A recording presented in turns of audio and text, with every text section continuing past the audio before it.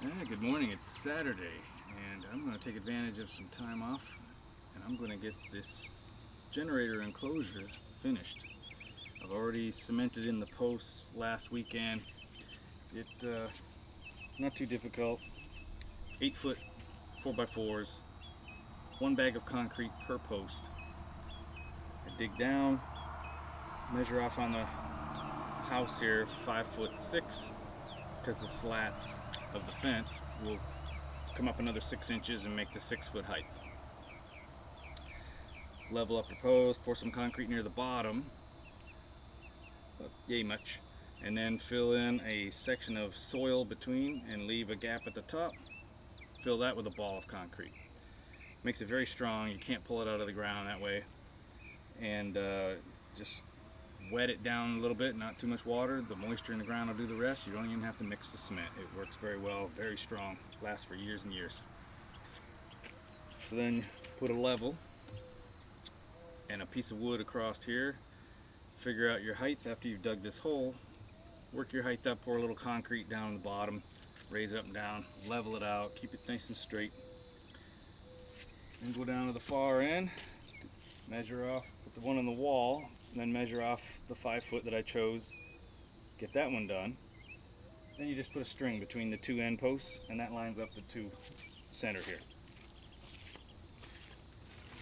This post is a 4x6, a little stronger because that's the hinge post. So anyway, today it's time to put the rails on. Rail, rail, and rail, all the way around. You go where the gate is, you go clean across. Don't worry about it. You finish the entire fence, and you cut that section out later with a saw, and then put the hinges on. Very simple. Relatively simple. So we're gonna get started. Okay, step one. We're gonna have to get some music on, because how do you work without music? So we gotta cut our first rail. What I did to support this right here, I put a temporary block because I'm by myself today. And then I'll hold this one here by myself. Kind of freehanding stuff today. I don't have these sawhorses here.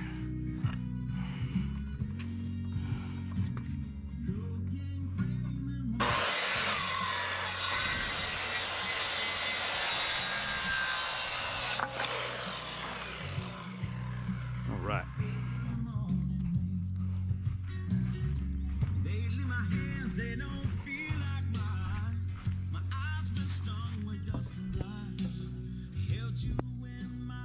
Sticks past 1.5 inches because I want that to match up with the rails on this side.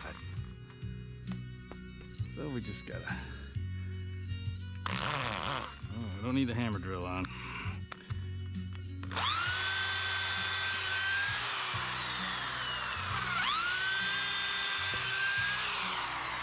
That wood is wet and juicy.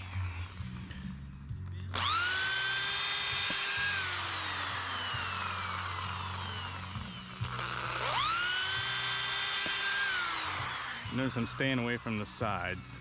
You go too close to the side, it can split, makes it weak. You got to put a lot of weight on this, so that's good like that. There's going to be a lot of hardware here, so I want to limit how much. These are close by.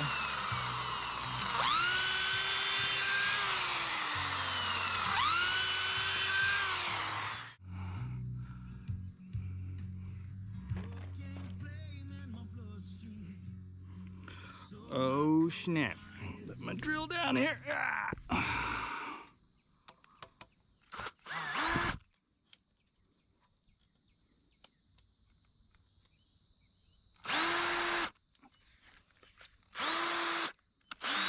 Tastiest breakfast sandwich Ho-ho.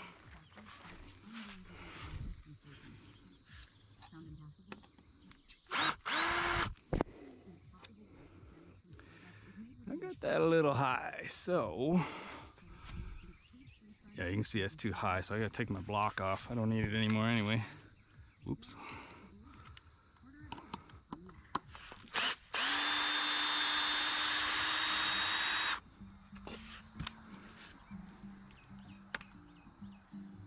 That's a good song. Coconut.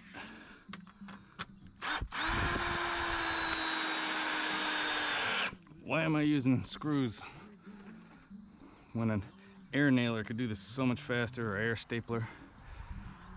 Because these are not ever coming out. Slower, but it's much stronger.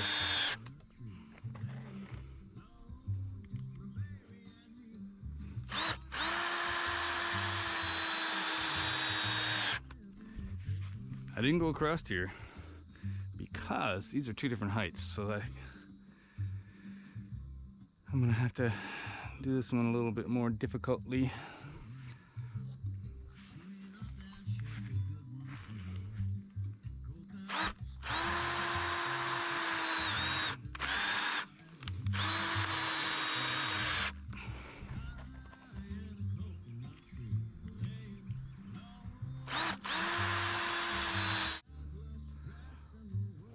Rail number 1 is on.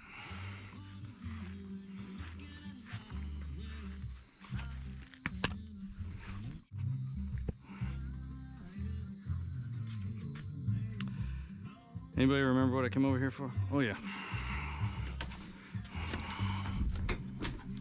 I need one of these slats.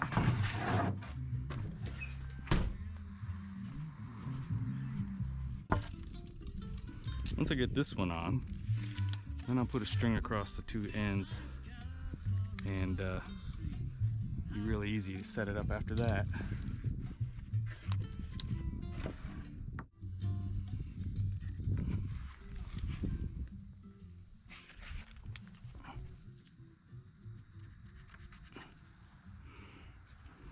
All right, from that mark up 6 inches. You can do all this math ahead of time if you want to, but it's just as simple to do this.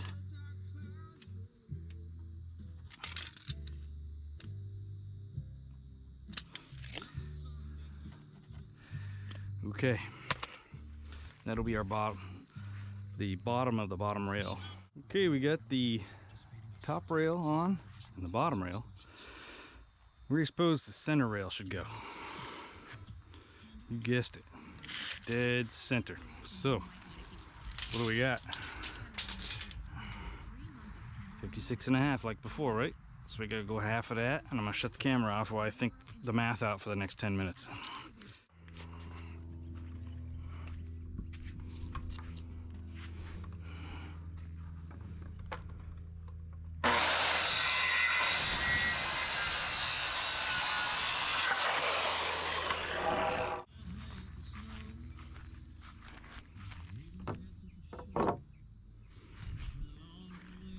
Okay, now we're gonna put my block back in here.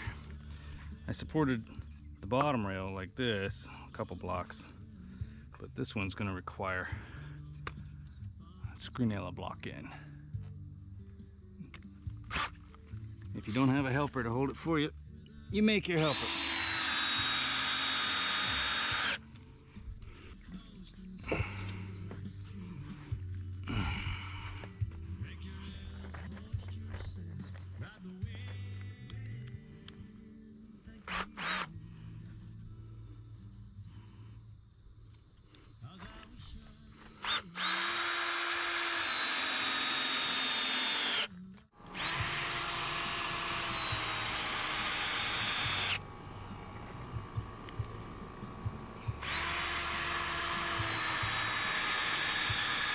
Very slow using screws, but that son of a gun ain't never coming off of there.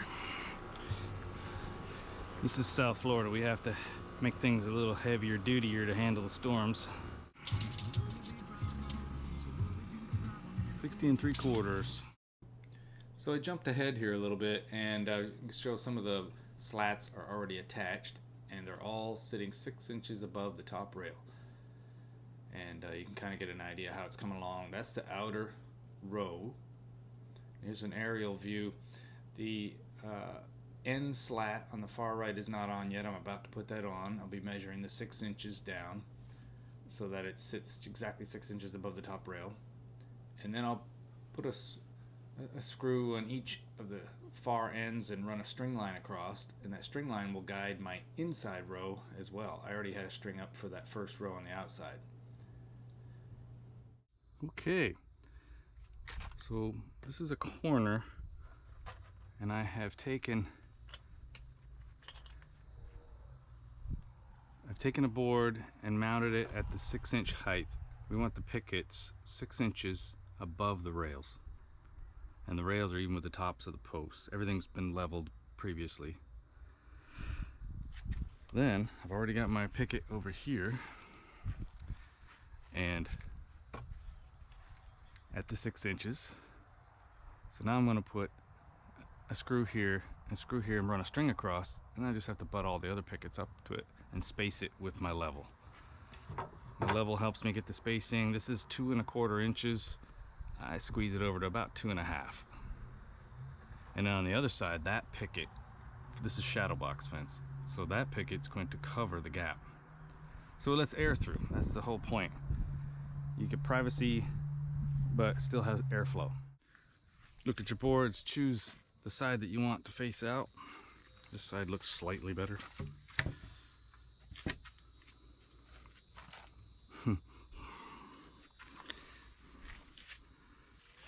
I may have to redo that board there, but that's okay. I'll figure that out later.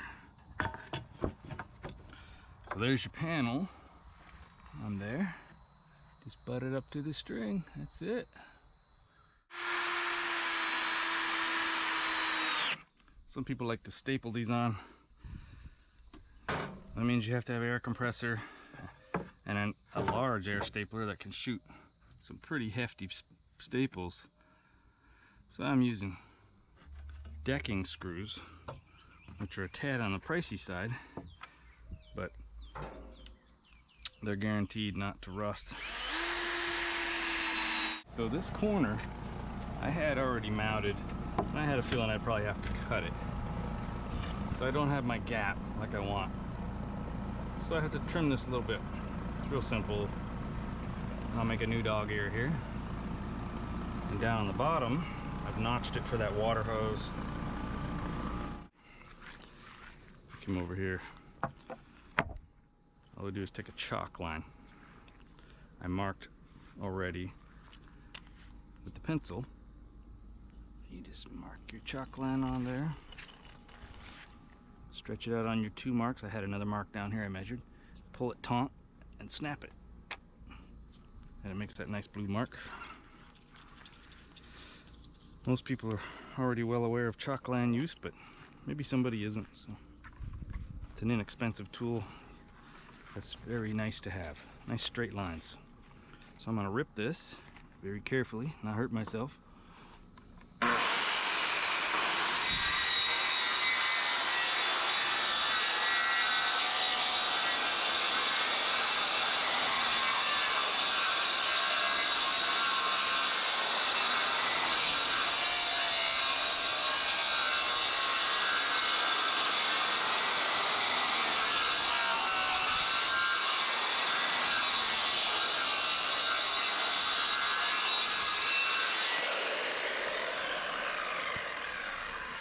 One more thing.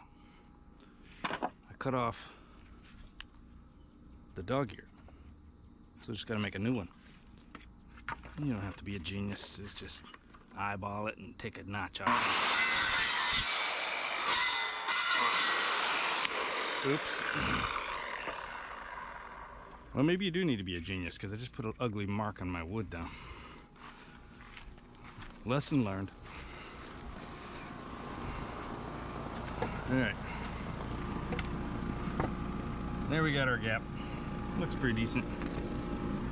I'll reattach it. Let's see. Let's bring my pencil mark around. I put this 6-inch mark here earlier, and I can eyeball it to the rail. Okay, here's the gate, and it's partially assembled, so we'll talk about how we built that. What I did, I stopped my rails going down the fence there. I stopped them here flush with the hinge post, which is a extra large post, by the way. That's a 4x6 instead of 4x4. You don't have to do that, but I like to do that. Then I continued, I screw nailed some blocks here, temporary blocks. And then I put some new rails all the way across, all the way up to here. And you can see where I cut that off. I screw nailed here, and I had a screw through here into these temporary blocks. So now my 3 rails are on there. So then I put the slats on. Then you need a brace, because this thing's gonna have a lot of torque down. It's gonna get heavy when I put this slats on this side. So it's real easy. You just take a 2x4 and you just lay it across there and you mark it from the other side. Now, I marked and cut these before I put those slats on, so it's a lot easier. So I had it just laying on this side, and I marked it on the other side, just stroked with the pencil across here, here, here, and here. Take it off, go take the saw, cut all the pieces. This is one of the cut-offs here. You can see it matches the angle there. So I could actually take this piece here and mark it from the other side, stroke across, and I'd have another brace. But that's all the braces I need. So I'm getting ready to put the gate latch hardware on. I've already did the hinges earlier. You do the hinges to support the fence on the bottom. Put some blocks underneath it, support it, and then you can turn loose. I had this attached to some temporary blocks inside earlier. Some blocks that were on here, here, and down there. So I supported the fence underneath. I took those blocks off. So now this end of the fence is loose. So then I was able to attach my hinges. You pre-drill those a little bit with a drill bit slightly smaller than the lag bolts, because if you don't, it's going to split the wood pretty bad. Get your hinges on there. I had to put some little spacer blocks here because there was a gap between the slats there. Little details that take time. So now this is the latch. It's going to go right here. And because the gap between the bolt holes are wider than the 2x4, I had to put some pieces of 2x4 in here. And I just did some little pilot holes and shot some long screws through here and here. So now I can drill these and lag bolt them in. There's the lock. So let's look at the striker. Here it is here. See, it latches onto there. I drilled one hole, put one screw, and have to finish the last one.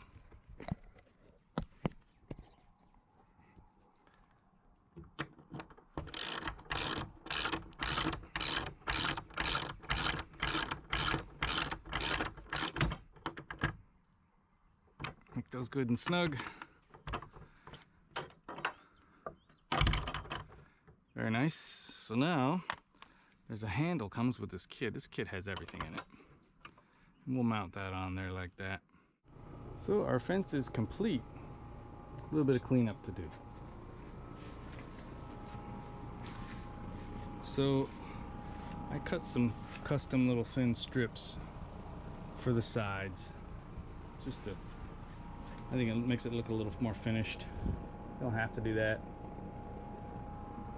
Some slight little dog ears on those. So yeah, I've been wanting to do this for a while.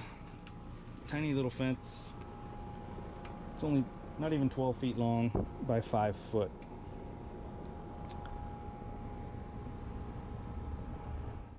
Oh, that reminds me, there's a sprinkler over here. I need to find it, and I got to relocate it because obviously we can't have that in here. So I don't know if I'll do that today or not. It's pretty hot. It's really hot. It's getting ready to storm, I think, too. Got some black clouds rolling in. So anyway, I'm proud of it. I'm proud of everything I build. And then the finished latch. Well, I gotta trim that wood a little bit, but it came out really nice.